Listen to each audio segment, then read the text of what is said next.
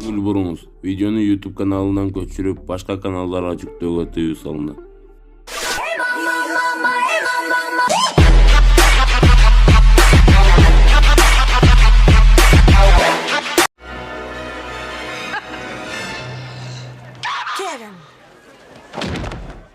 Саламатсызбы? Сиз теманы түшүндүңүз деп ойлойм. Ооба, биздин каналга катталып кетиңиз. Биздин каналга катталбай видеолорду көрүп жаткан адамдар 80% без подписки көрөт экен. А калган 19% с подписку подписаться кнопкасын басып коюш сиз үчүн жеңил, биз үчүн өтө чоң жумуш. Жана биздин видеолор сизге жагып жаткан болсо, комментарий чыштагынды сөзсүз унутпаңыз. Эми баарына эле кызык болсо керек. Один домада бала канча жашында киного тартылган жана бул кино канчанчы жылы чыккан жана бул азыр канча жашта деп биз ошол жөнүндө айтып беребиз. Нью-Йорк шаарында 1080-жылы туулган. Өзү 1089-жылы киного тартылган. А негизи бул кино 1090-жылы чыккан. А сиз кайсы киного тартыла койду анда десеңиз, ал «Дядюшкина Бак» деген киного катышат. Негизи бул кино 1090-жылы чыккан. Негизи бала 10 жашта болот. А сиз бул каракчыларга бооруңуз ооруйбу? Күлүп жайнап эле кыйын болуп жүрө беришет. Булар акча үчүн неге гана барбайт? Бетиңе темир тийбесин, канча жерден учуп түшпөсүн. Акча үчүн эмне гана адамдар барбайт. Чын эле булар ошондой ролдорду аткарган деп ойлойсузбу? Чын эле катуу тийген деп ойлойсузбу? Мындай ударлар адам ден соолугуна зыянбы? Ооба, бул жөнүндө да айтып беребиз. А бул жаш баланын интервью бергени да бар.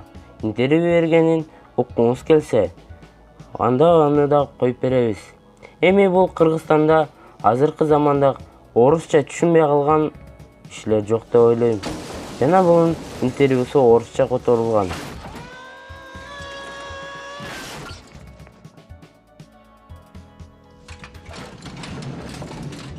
Спасибо, что вернулся. Спасибо, что позвали.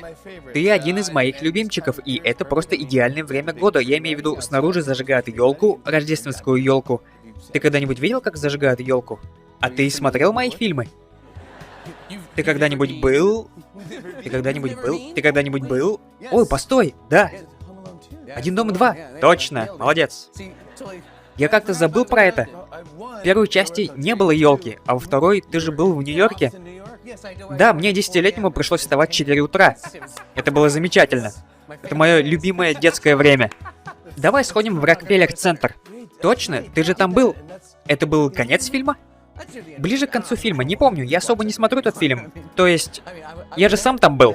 Когда этот фильм начинает показывать в это время года, это, наверное, самое жаркое время для Маколея Калкина. Да, да. Это же сезон. Это же сезон. Я согласен. Думаю, в это время года меня чаще узнают. Да, диаграмма узнаваемости ползет наверх. Потому что этот фильм показывают по всем каналам. Да, это ведь своего рода фишка. Знаешь, когда у тебя появляется новая девушка, вы смотрите телевизор и переключаете каналы, и там показывают «Один дома», и она такая: «Хочешь посмотреть?» И я такой: «Ты ведь хочешь посмотреть «Один дома» с Маколеем Калкиным, не так ли?» И она такая: «Да». А ты так делаешь? Да, иногда я так делаю. И почти всегда повторяю строчки из фильмов. Типа «Оставь дачу, грязное животное». Он понял, о чем я. Гарри менен Марв деген каракчылардан интервью алабыз. Ал экинчи чыгарылышта чыгарабыз. А сиз биздин каналдан алыстабаңыз. А сиз карап турбай, бул видеону башкалар менен да бөлүшүңүз. Кийинки чыгарылышка чейин сак саламатта калыңыз.